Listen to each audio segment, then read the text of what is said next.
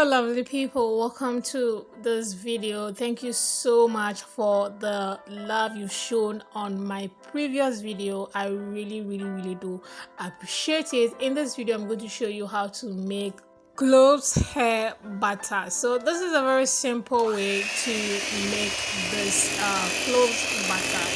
Please don't forget to subscribe to the channel, leave a comment, and also give this video a thumbs up. And if you have any question in regards to this video, kindly leave them in the comment section as well. So let's get straight into the video.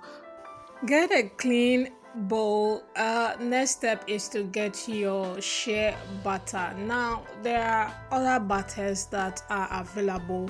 We have shea butter, mango butter, avocado butter, other butters as well. So any butter at all you have available, you can use that for this method. What I'm using currently is the white shea butter. We also have the yellow form of the shea butter.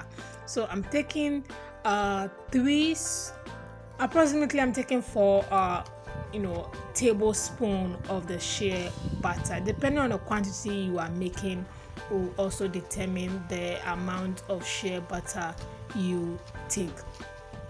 One advantage of this shea butter is that it easily melts and is also absorb other oils quickly as well. So after taking the shea butter, the next step is to add my cloves oil. If you have watched my previous video, you should know how to make cloves oil, but I'll leave the link in the description box so you know how to make this cloves oil. Very easy way to make the cloves oil, so I'll leave the link.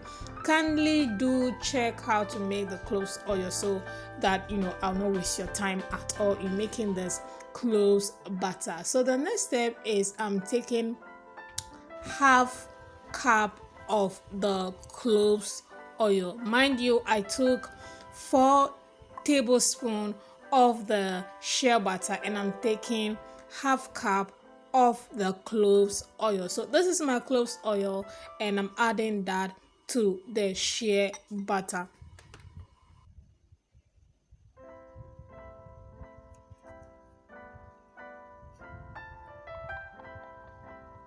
And this is how it looks afterwards. So now what you have to do is to make sure you melt the shea butter in the cloves oil. So you're going to mix everything together. What I mean is this: you put it on hot boiling water, which of course is the double boiling method, and this is going to help the heat from the the hot water is going to heat up the bowl together with the shea butter. So that is why you're making this. You have to use a glass bowl or a glass jar or anything that you can use available to you. Just make sure it's glass that can stay on hot water for a period of time.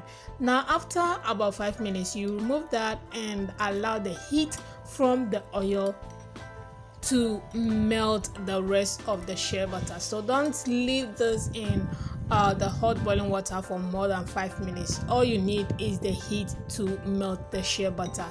Like I said earlier, shea butter melts very easily. Just a little heat and you're going to have your shea butter melted. So now after this, you're going to allow this to cool down. After cooling, the next step is to put this in the freezer for about 15 minutes. Well, it also depends on how efficient your fridge or freezer is.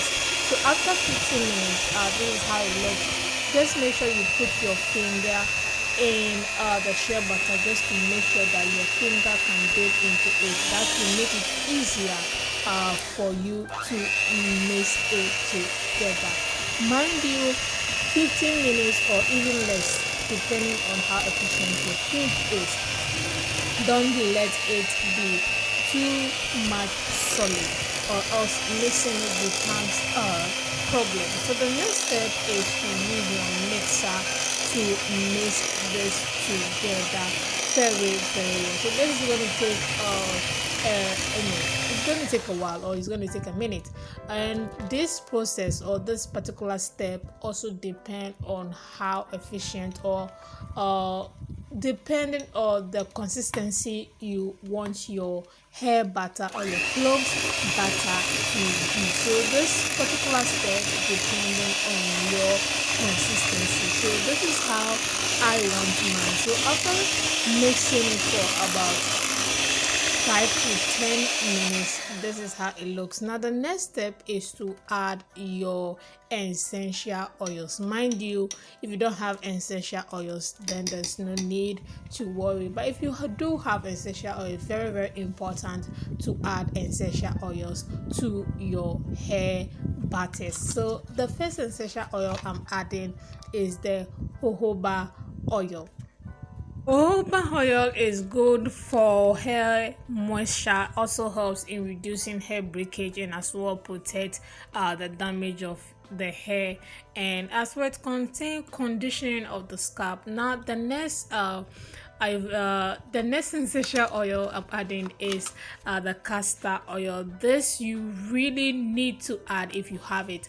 Very good for hair growth. It also contains antibacterial, antifungal properties that helps in reducing dandruff in your hair, and also it contains vitamin E. It can also boost hair growth, just like this cloves oil you use in making this hair butter.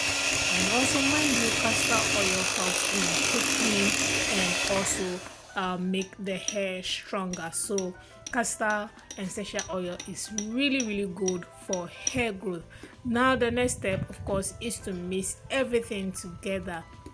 Like I said again earlier, the consistency you want all depend on you. If you want a thicker consistency of your hair butter, you don't need to mix this too much. The more you mix, the more your hair butter become more liquid. I don't know if you get what I mean. If you mix it too much, it becomes more lighter. Okay, let me put it that way. If you mix your hair butter too much, it becomes more lighter. The less you mix, the thicker your hair butter becomes. So this is the consistency I want, and this is how it looks like. So the next step is to transfer it into a very clean bottle, and there you have it. Very simple way to make your cloves hair butter. Again, I'll leave the link in the description box for how to make cloves oil, just in case you haven't watched that video. That is why I made that video before making the cloves butter. So guys, if you have any question, leave them in the description box, and thank you so much for the support on this channel. I really do appreciate it. Don't forget to subscribe, leave a comment, give this video a thumbs up, and I'll see you all in my next video. Bye.